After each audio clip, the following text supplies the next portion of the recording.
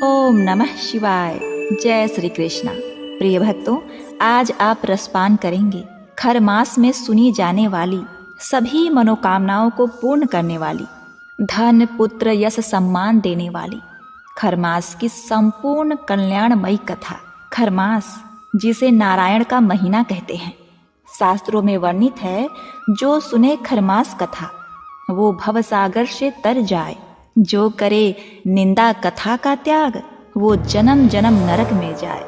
तो प्रिय भक्तों, सर्वप्रथम रोग दोष नाशक भगवान सूर्य देव को नमस्कार करते हुए खरमास की महिमा कथा का श्रवण करते हैं। ओम आदित्याय नमः। जय श्री गणेश। मार्कंडेय पुराण के अनुसार सूर्य 7 घोड़ों के रथ से इस सृष्टि की यात्रा करते हैं। परिक्रमा के दौरान सूर्य को एक क्षण भी रुकने व धीमा होने का अधिकार नहीं है, लेकिन अनवरत यात्रा के कारण सूर्य के 7 घोड़े हेमंत ऋतु में थककर तालाब के पास रुकते हैं ताकि पानी पी सकें। तब सूर्य देव को अपना दायित्व याद आता है कि वह रुक नहीं सकते, चाहे घोड़ा भले ही रुक जाए, यात्रा को जारी करने के लिए वह सृष्टि पर संकट न आए। इसीलिए भगवान भास्कर तालाब के समीप खड़े 2 गधों को रथ में जोड़कर यात्रा जारी रखते हैं। गधे अपने मंद गति से पूरे मास में ब्रह्मांड की यात्रा करते हैं। इस कारण सूर्य का तेज बहुत कमजोर हो जाता है। इस महीने धूप भी कम दिखाई देती है। मकर संक्रांति के दिन सूर्यदेव फिर अपने 7 घोड़ों को रथ में लगाकर यात्रा आरंभ करते हैं और मांगलिक कार्यक्रम आरंभ हो जाते हैं। देवगुरु की दिव्यता से संपन्न यह महीना आध्यात्मिक रूप से स्वयं को संपन्न व उन्नत बनाता है। इसे ऋषियों ने खरमास इसलिए नाम दिया है क्योंकि इस कालखंड में प्रकृति ऊर्जा से इंद्रिय निग्रह में सहयोग मिलता है। चित्त सांसारिक वैरागी की ओर सहज उन्मुख होता है। इस कारण यह महीना धैर्य, अहिंसा और भक्ति के लिए माना जाता है। इसीलिए इसे नारायण का महीना कहते हैं। तीर्थ यात्रा, कथा श्रवण, कीर्तन, भजन, जप का महत्व अत्यधिक होता है। इस महीने में जो भी भक्तगण पूजा पाठ करते हैं, होम जप करते हैं, जितना भी भजन कीर्तन करते हैं अथवा श्रवण करते हैं, उनका कल्याण ही होता है। भगवान नारायण और सूर्यदेव उससे प्रसन्न होते हैं, उसे सर्व संपदा प्राप्त होता है। हे नारायण, हे श्री कृष्ण जी, आप अपने भक्तों पर सदा कृपा बरसाए रखिएगा। ओम नमः शिवाय। प्रिय भक्तों, यह तो रही खरमास की कथा और उसकी महिमा। अब आइए श्रवण करते हैं भगवान नारायण श्री कृष्ण जी की दिव्य और अद्भुत कथा। पौराणिक कथाओं के अनुसार एक राजा ने भगवान श्री कृष्ण जी का एक सुंदर मंदिर बनवाया और उसमें एक पुजारी को काम पर रखा। इस बात को बहुत समय बीत गया।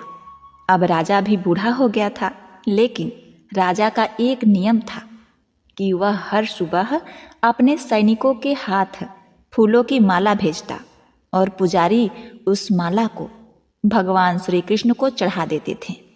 इसके बाद जब राजा भगवान के दर्शन के लिए आते तो पंडित जी भगवान के गले से माला उतारकर राजा के गले में प्रसाद के रूप में डाल देते। यह लगभग रोज की बात थी। पुजारी बूढ़ा हो रहा था और राजा भी बूढ़ा हो रहा था। एक दिन की बात है, राजा की तबीयत खराब होने पर राजा ने सिपाही के हाथों पुष्पमाला भेजी और सिपाहियों से कहा कि पंडित जी से कह देना कि आज हमारी तबीयत ठीक नहीं है, आज हमारा इंतजार ना करें क्योंकि हम आज नहीं आ पाएंगे। फिर सिपाही ने जाकर पुजारी को पुष्पमाला दी और पंडित जी को सारी बात कह बताई। पंडित जी ने श्री कृष्ण को पुष्पमाला अर्पित की तो पंडित जी ने सोचा, इतने वर्ष हो गए हैं, भगवान का यह हार पवित्र प्रसाद सिर्फ राजाओं ने पहना है, लेकिन मैंने खुद आज तक इसे कभी नहीं पहना है। तो आज इतने वर्षों के बाद मुझे भगवान के इस हार को धारण करने का अवसर मिल रहा है। यह निश्चित रूप से भगवान की इच्छा है। इसीलिए यह परंपरा थी कि भगवान के उस हार को कैसे छोड़ देंगे। इसीलिए इस बार पंडित जी ने वह हार अपने गले में डाल लिया और भगवान को प्रणाम किया। तभी सिपाही दौड़ता हुआ आया और बोला, पंडित जी, राजा साहब मंदिर आ रहे हैं, क्योंकि वह महाराज की तबीयत ठीक नहीं है। आप सारी तैयारी करके रखें। इतने सालों से चली आ रही परंपरा को राजा तोड़ना नहीं चाहता था, इसलिए वह मंदिर आने लगा। पंडित जी ने तुरंत गले से हार उतार कर भगवान को अर्पण कर दिया। पंडित जी ने क्या भूल की समझ नहीं आया। पंडित जी ने सोचा, यदि राजा को पता चल गया तो उसे दंड देंगे। अब राजा आया तो प्रतिदिन की भांति पंडित जी ने भगवान के गले से हार उतारकर राजा को पहना दिया। लेकिन राजा की नज़र माला पर पड़ी। माला पर सफ़ेद बाल गिरे हुए थे और उन्होंने महसूस किया कि सफ़ेद बाल पुजारी के ही हैं। राजा ने पुजारी से पूछा, क्या तुमने यह माला पहनी थी? सफ़ेद बाल कहाँ से आए? तो पंडित जी डर गए। डर के मारे कहा, यह सफ़ेद बाल श्री कृष्ण जी का है, भगवान का है। राजा को गुस्सा आया कि पंडित ने धोखा दिया और ऊपर से झूठ बोल रहे हैं। और उन्होंने पूछा, कृष्ण जी के बाल कब सफ़ेद हुए हैं? ठीक है, कोई नहीं, कल सुबह के समय आकर देखूंगा कि श्री कृष्ण जी के बाल सफ़ेद हुए हैं या नहीं। और यह याद रखना पंडित, अगर बाल सफ़ेद नहीं काले हुए तो इस धोखे और झूठ के लिए तुम्हें फांसी पर लटका दिया जाएगा। राजा नाराज होकर चले गए और इधर पंडित जी को अपनी मृत्यु दिखाई देने लगी। उन्होंने भगवान को प्रणाम किया और कहा, भगवान मुझे क्षमा करें, मुझे लोभ हुआ और सोचा कि यह माला मैं भी पहन लूं। भगवान मुझे बचा लो, नहीं तो कल मैं निश्चित ही राजा के हाथों मारा जाऊंगा। पंडित पूरी रात भगवान से प्रार्थना करता रहा, रोता रहा। अब देखिए, अगली सुबह राजा श्रृंगार के समय आया और राजा ने पंडित जी से कहा, पंडित मुकुट उतार दे, मैं बाकी बिहारी के बाल देखना चाहता हूँ। पंडित जी ने घबराकर मुकुट हटा दिया और मुकुट उतारते ही राजा के तो होश उड़ गए। कृष्ण की मूर्ति के सफ़ेद बाल थे। हे भगवान, आपकी लीला अपरंपार है। लेकिन राजा को लगा कि पुजारी फिर से चाल चल रहा है। क्या उसने अपनी जान बचाने के लिए उसने बाल रंग दिए होंगे? इसीलिए उसने जांच करने के लिए बाल तोड़ना शुरू कर दिया। और जैसे ही राजा ने बाल उखाड़े, मूर्ति से खून निकलने लगा। यह देखकर राजा भगवान के चरणों में गिर पड़ा और क्षमा मांगने लगा।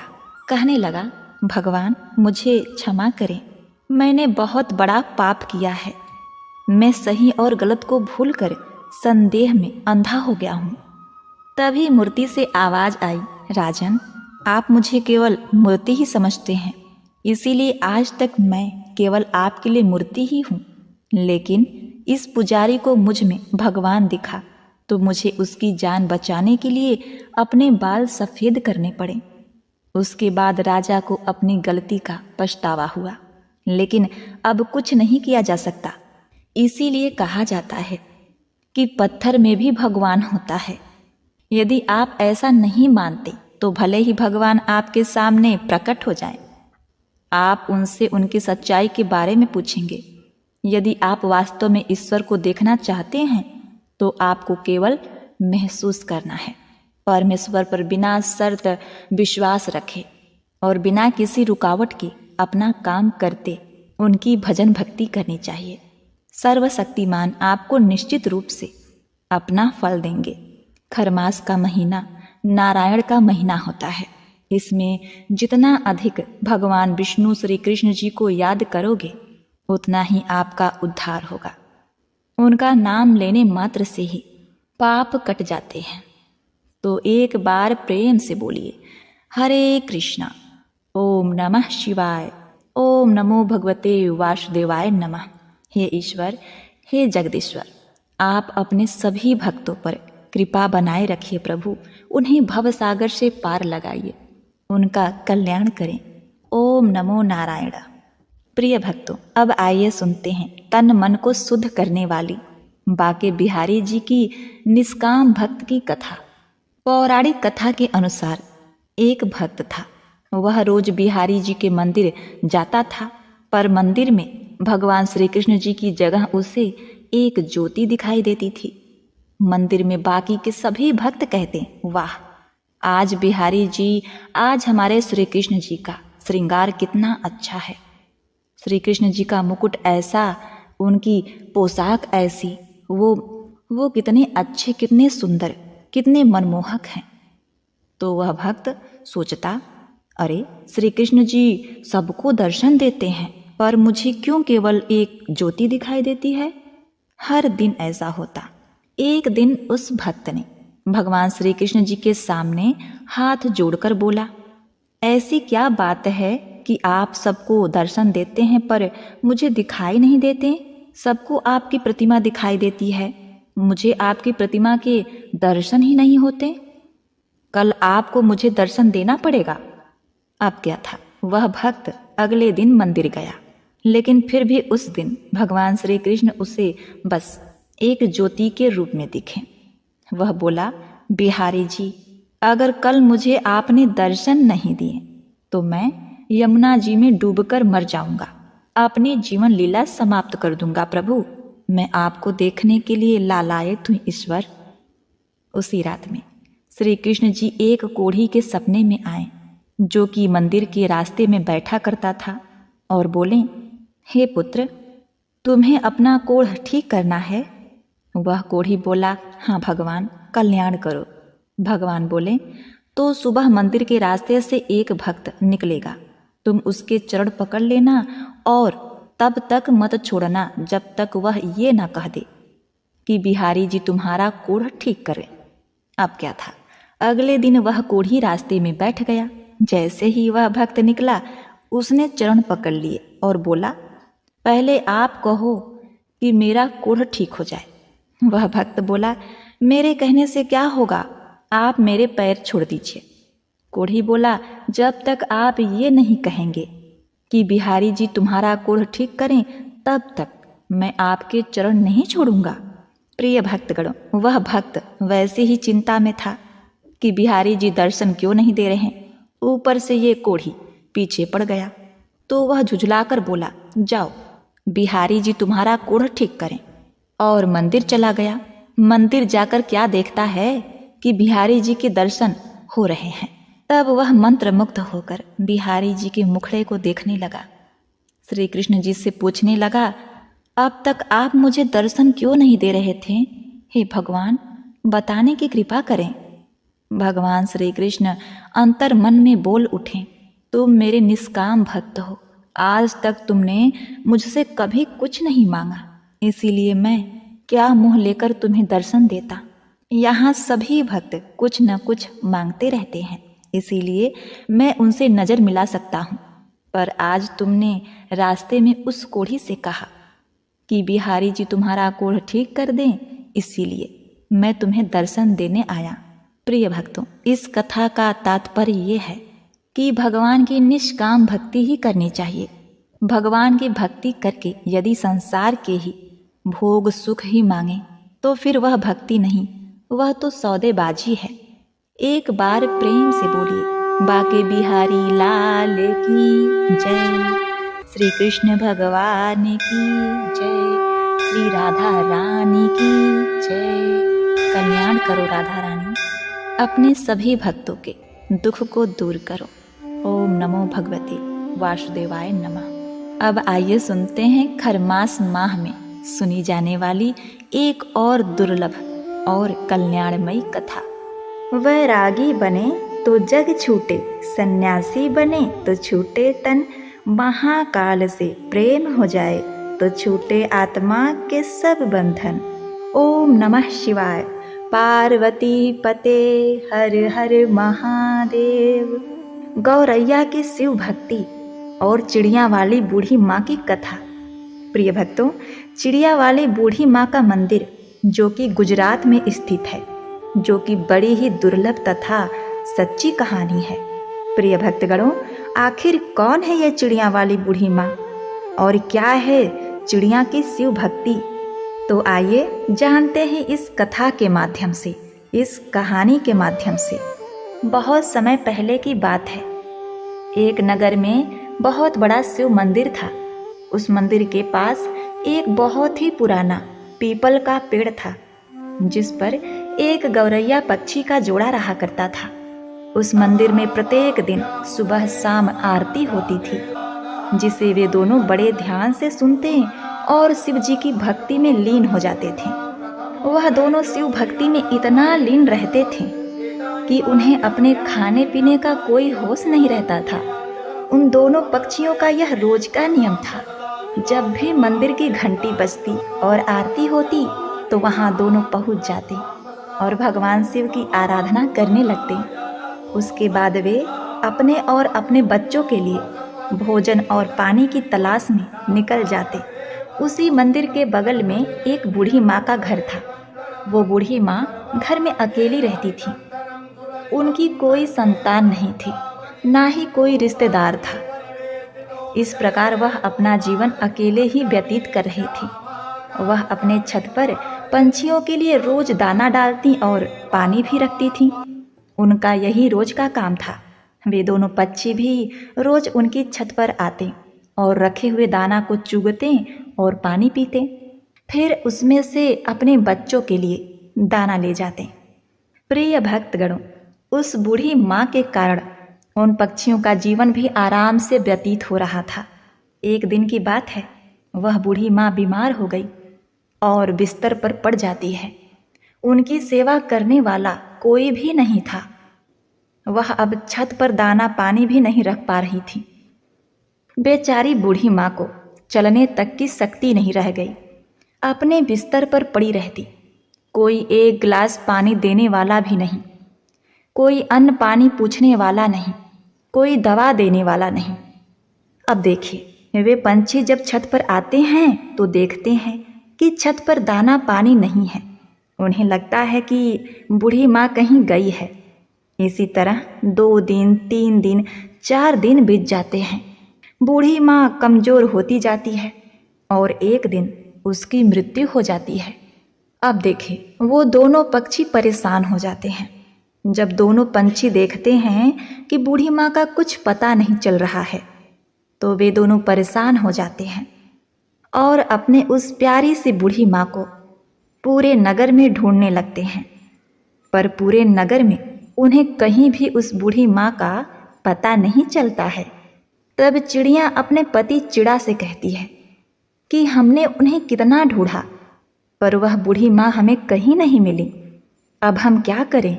तब चिड़िया का पति कहता है, हे चिड़ी, हमने उन्हें हर जगह ढूंढा, पर हमने उन्हें उनके घर के अंदर नहीं देखा। एक बार उनके घर में भी जाकर देखना चाहिए, कहीं वह बीमार तो नहीं। चिड़िया ने कहा, हो सकता है। अब देखिए, वो दोनों उस बूढ़ी माँ के घर के अंदर जाते हैं। अंदर जाकर देखते हैं कि बूढ़ी माँ बिस्तर पर थी। उनके शरीर में कोई हलचल नहीं थी। उन भोले भाले पंछियों ने उन्हें जगाने की कोशिश की, लेकिन वह बूढ़ी माँ नहीं उठी। तब गौरैया का जोड़ा समझ गया कि बूढ़ी माँ अब इस दुनिया में नहीं रही, उनकी मृत्यु हो चुकी है। यह देखकर दोनों पंछी बहुत ही दुखी हो जाते हैं। बूढ़ी माँ का मुंह खुला हुआ है, शरीर के ऊपर मक्खियाँ भिनभिना रही हैं। उनकी ऐसी अवस्था देखकर उनके हृदय में बहुत ही पीड़ा होती है। अब ये तो पंछी थे, क्या करते? अब उन्हें दाना चुगने दूर दूर जाना पड़ता है।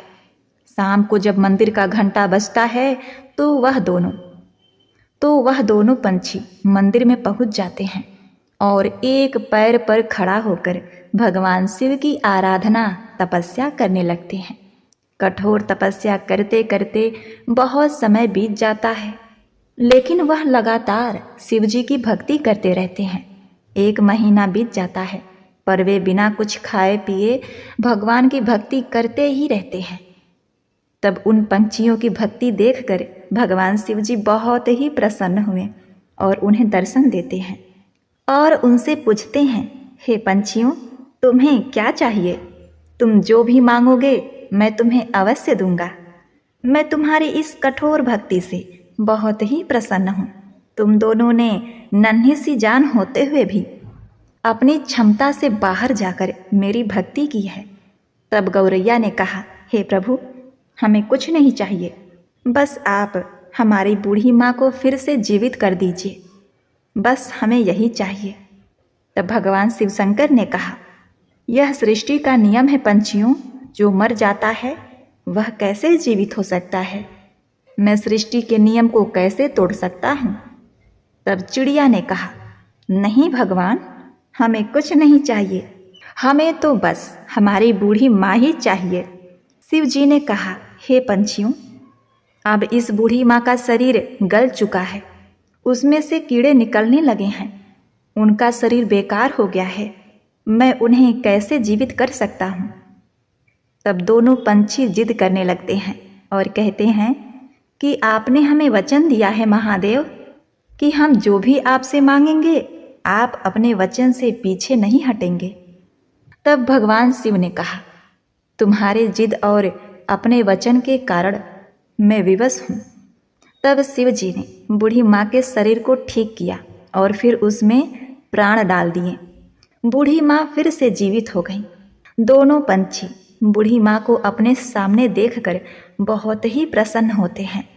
वह बूढ़ी माँ अपने सामने साक्षात भोले शंकर को देखती हैं तो कहती हैं, हे प्रभु, आपके दर्शन पाकर मेरे सभी जन्मों के पाप धुल गए।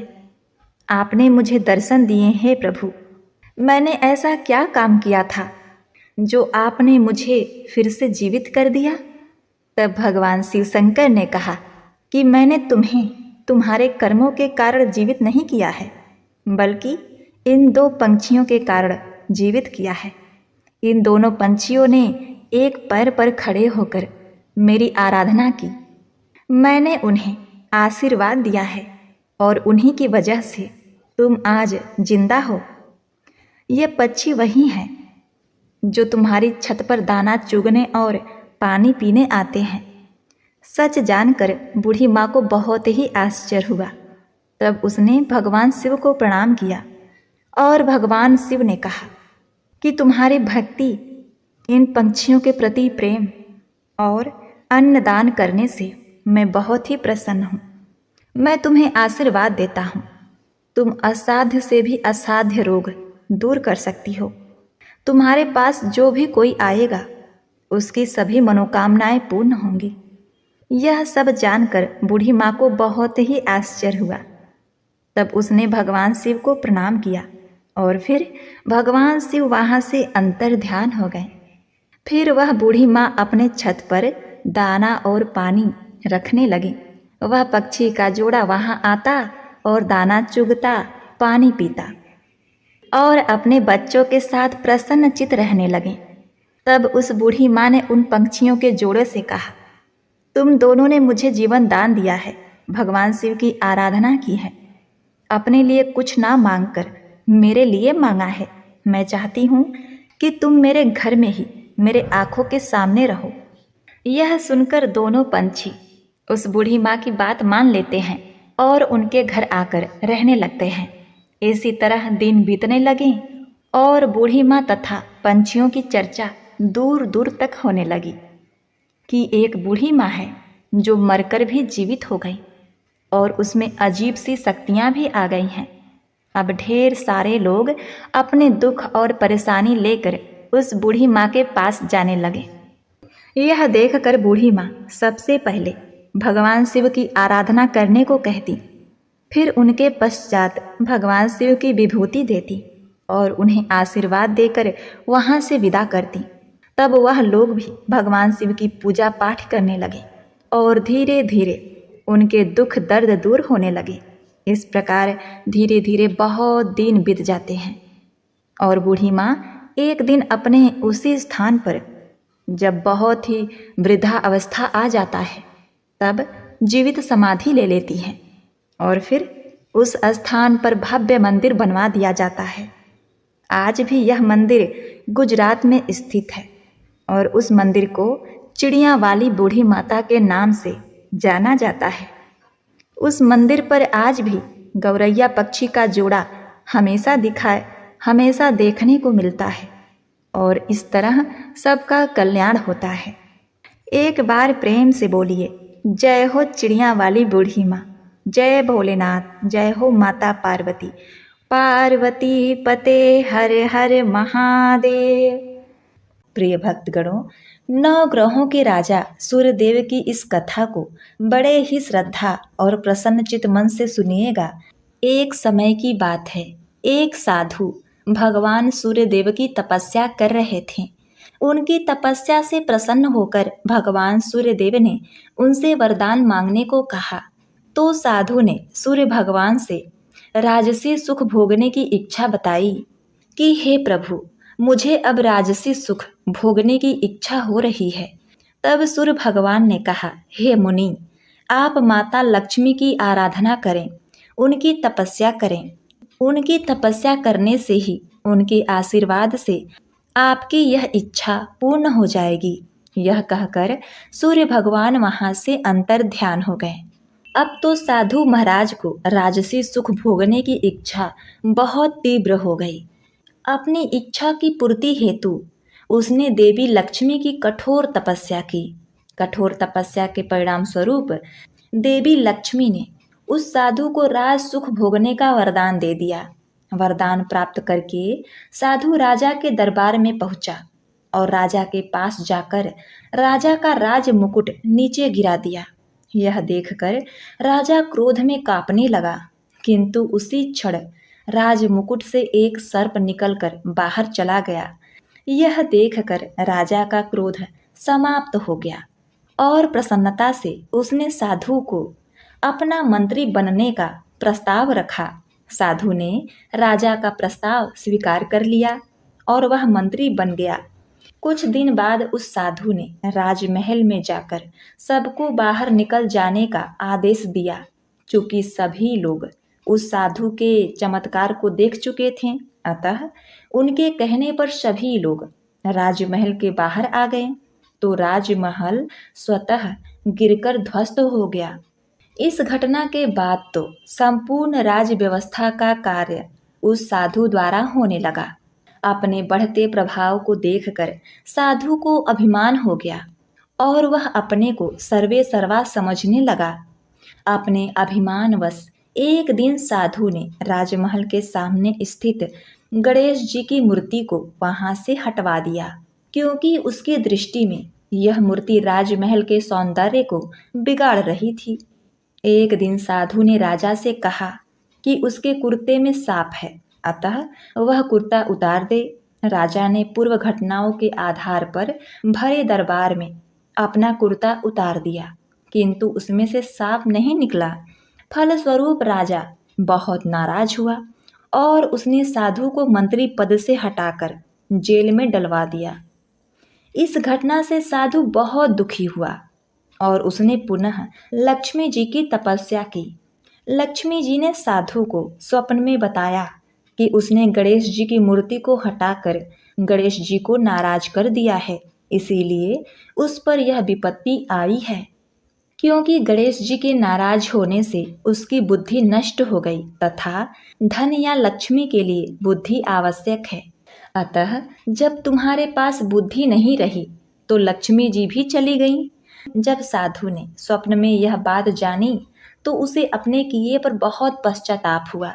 साधु को अपनी गलती का एहसास हो गया और उसने पश्चाताप किया तो अगले ही दिन राजा ने स्वतः जेल में जाकर साधु से अपनी गलती के लिए क्षमा मांगी और उसे जेल से मुक्त कर पुनः मंत्री बना दिया।